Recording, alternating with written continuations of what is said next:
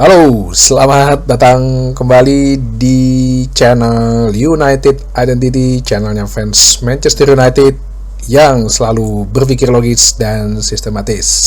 Selamat berbaju putih. Hari Senin bangunnya siang karena libur, nggak ada meeting, nggak ada video call, ya jadinya bisa bangun siang.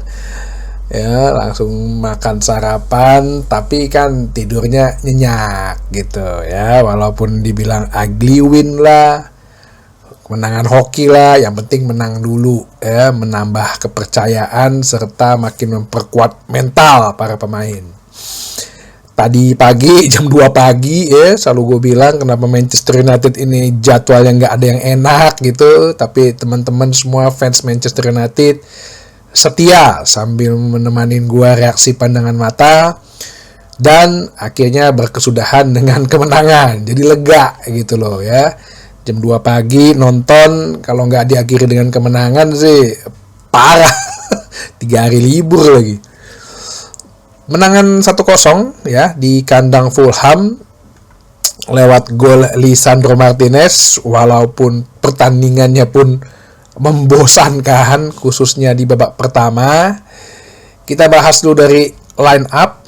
Kiper kembali Andre Onana, yang tampaknya sih karena Edwin van der Sar mungkin idola dia ya, yang sama-sama juga di Ajax waktu Van der Sar di CEO. Dia menjadi kiper, kayaknya dia semangat mainnya ya, sampai gue nggak tahu tuh pas menit keberapa tuh yang dia nempelin apa di tiang gitu. Ngapain nih orang nempelin tiang, baca mantra apa. Andre Onana kiper, belakang 3 backnya yaitu Matthijs de Ligt, Lisandro Martinez, dan back tengah-tengahnya Harry Maguire.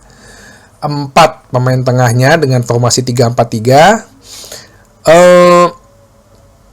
Justru si Ugarte dan Bruno Fernandes akhirnya sesuai dengan apa yang gue bilang, supaya kita bisa memunculkan kreativitas di pasang berdua ya. Kemudian Mazraoui menjadi wingback kanan dan Diogo Dalotnya wingback kiri, yang tetap aja macet juga mau di kiri di kanan. Depan penyerangnya sih udah mantap nih, Højlund sebagai penyerang tengah, Amad Diallo dan Alejandro Garnacho. Di preview kan gue bilang ya, gue berharap banget dengan adanya kalau Bruno Fernandes tuh turun ke belakang, kreativitas pun akan muncul gitu ya. Ada lah umpan-umpan terobosan, umpan-umpan direct ball, atau ya umpan-umpan ajaib lah yang bisa dihasilkan supaya bisa mempertajam serangan gitu. Tapi pada faktanya entah kenapa Bruno Fernandesnya justru hilang gitu ya, mandek. Sehingga babak pertama jangankan shot on goal, shot on target, corner aja nggak ada babak pertama loh. Gue gak tau ya, Bruno Fernandes tuh mungkin apa dia pengennya selalu dalam posisi yang dia bisa show off gitu loh. Top player gitu, tapi kok kan percuma juga. Ugarte udah sampai berjibaku, tackle sana tackle sini, sampai akhirnya dia kena kartu kuning. Tapi lo kan fungsinya seharusnya ya lo pakailah kreativitas lo gitu, yang katanya lo create chances, ya disinilah lo buktikan gitu loh. Tapi kenapa jadi mandek gitu? Kadang-kadang gue jadi bingung, kasihan juga sama Amorim gitu. Ini gue berharap ada kreativitas di tengah, tapi gue pasang Bruno mandek juga ya. Gue udah kemarin tuh kan sebenarnya udah udah formula menyerang kan sebenarnya itu. Udah ada Amad Diallo, Alejandro Garnacho, udah ada Højlund gitu loh. Jadi kita berharap nggak ada suatu kreativitas yang minim gitu, serangan tidak ada yang mandek gitu, sehingga yang namanya Alejandro Garnacho, Amad Diallo tuh bisa leluasa lah mengeksplor sisi kiri dan sisi kanan pertahanan Fulham. Malah Fulham yang selalu membahayakan beberapa kali ya di babak pertama juga. Babak pertama berakhir dengan 0-0. Gue bilang 10 menit pertama ya, kita lihat coba at least tidaknya ada pergantian striker dulu nih. Si Højlund ini lebih jadi kepada wrestler ya, gue nggak ngerti apakah itu menjadi atribut dia, tapi kan gue bilang kayaknya nggak efektif gitu loh. Kalau dia belum nerima bola, dia malah nahan back dulu gitu loh. Buat apa gitu? Ya mending lo duel di udara, sambut bolanya di udara, lo jadi pemantul gitu, atau lo coba untuk kuasain bola, holding bola supaya pemain-pemain lo bisa bergerak suasana dan bergerak leluasa dan lo membuka ruang gitu. Tapi itu nggak terjadi. Sampai akhirnya di menit ke-58 babak kedua, Højlund digantikan oleh Zirkzee. Efeknya agak lumayan ya, si Zirkzee itu lebih bagus dalam membuka ruang buat para penyerang-penyerangnya. Gak ada serangan juga yang berarti ya, masih sama, bahkan Fulham juga beberapa kali mengancam gawang. Shot on targetnya total kita kalah, bahkan total shot pun juga kalah, possession football juga kalah. Ya gue jadi siapa namanya, Amorim sih geleng-geleng kepala juga ya. De Ligt akhirnya digantikan oleh Leny Yoro karena Fulham udah mulai memasuki Adama Traore yang tahu sendiri cepat ya, jadi dia mungkin butuh di sektor kanan untuk back yang muda dan masih cepat gitu, dan kakinya panjang kan si Yoro. Terbukti cukup efektif ya. Sampai akhirnya si serangan berawal dari Amad Diallo, Toby Collier hanya masuk 2 menit sebelumnya, yang menurut gua ini jadi tanda bahwa kayaknya Casemiro sih agak sulit ya untuk bermain lagi di sektor tengah. Terbukti Amorim lebih memilih Toby Collier. Pergantian pemain, Malaysia ganti Mazraoui dengan si Mainu juga masuk. Itu dilakukan sesudah Lisandro Martinez mencetak gol. Jadi Amad Diallo dari sektor kiri, Garnacho dari sektor kiri melakukan passing. Ini yang selalu gue bilang, Garnacho sih agak lebih sadar diri ya, dia nggak terlalu banyak dribbling nggak jelas, lebih bermain pintar. Cuman kadang-kadang end passingnya begitu udah di final third banyakan ngaco gitu loh, dia umpan kemana gitu, dia nggak ngeliat pemain yang bebas mana.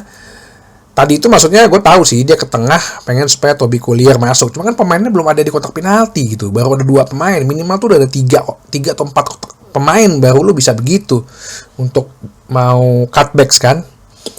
Sempat disapu sedikit oleh pemain Fulham, tendangan, entah itu sebenarnya tendangan first time atau itu tendangan memang dimaksudkan menendang atau dia pengen crossing, tapi yang pasti itu 3 kali mantul gitu, kena backnya Fulham, ditepis kiper, kena pula yang atas masuk ya.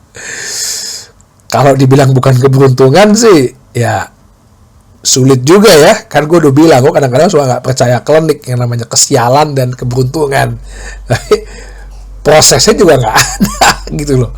Kalau ada proses yang terus menerus continue gitu kan akhirnya membuahkan gol, ya itu bukan keberuntungan.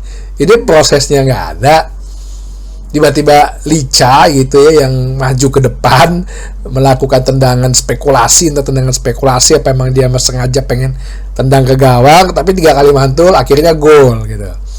Unggul lah 0-1. Fulham udah bermain terbuka ya, kita juga udah melakukan serangan balik, sempat kita melakukan serangan balik, ternyata dianggap offside. Gue juga sendiri bingung offside-nya di mana ya, kan seharusnya kan yang dihitung badan yang aktif ya, kok malah dihitung tangannya gitu. Sedangkan kalau mau ngomong bagian tubuh yang aktif, kakinya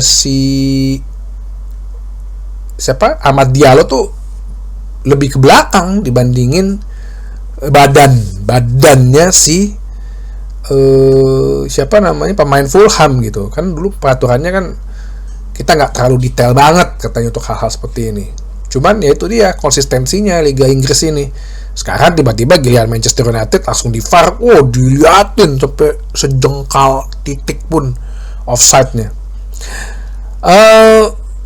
Ada momen menarik di mana hampir saja kebobolan 1-1, tapi karena Toby Collier itu bisa menghalau. Kalau lu lihat lagi tayangan ulangnya, itu Onana kembali diam. Bahkan dia begitu sundulan, dia kayak nyuruh orang ngambil tuh bola. Maksudnya, ada bola. Lah, lu gak bisa buang badan apa? Gue gak pernah ngeliat dia buang badan. Berkali-kali gue liat dia diem aja. Beberapa kali sundulan, lo liat ya kalau bola crossing deh, dia gak punya nyali gitu untuk motong ya, tapi dia mempasrahkan bola itu, mengharapkan temannya yang nyapu, atau mengharapkan ini ke arah mana nih. Kalau emang gue dapet ya gue hoki, tapi kalau gue nyamping ya gue diem aja, bengong. Si El bengong itu hampir itu sebenarnya kalau nggak ada si Toby Collier, sampai akhirnya dia diberi ucapan selamat gitu ya sama temen-temennya. Jadi 3 poin berhasil kita raih. Dengan 3 poin ini kita naik 1 peringkat ke peringkat 12 ya. Masih 4 poin di bawahnya Fulham yang baru aja kita kalahkan. Ya, misi berikutnya sih kita harusnya melewati Brentford nih. Sampai tanggal 27 ya, 4 hari lagi, 4 sampai 5 hari lagi, 1 Februari ya, 1 Februari jam 6 pagi waktu sana adalah batas terakhirnya bursa transfer. Belum ada tanda-tanda ya, bahkan yang namanya Patrick Dorgu yang semalam juga lawan Lecce lawan Inter tuh kalah ya 0-4 kasar telak. Belum ada tanda-tanda juga ya. Gue ngelihat tadi juga game Sir Jim Ratcliffe nonton gitu ya, dengan sarung tangannya, sampai gue bilang lu gak usah nonton, mendingan lu nego deh, cari deh pemain. Lu udah banyak potong kos, udah tinggal 5 hari lagi bursa transfer ditutup, masa lu gak support sih Ruben Amorim ya. Oke, selamat menikmati hari libur. Sampai ketemu lagi di bahasan berikutnya di channel United Identity, channelnya fans Manchester United yang selalu berpikir logis dan sistematis. Terima kasih.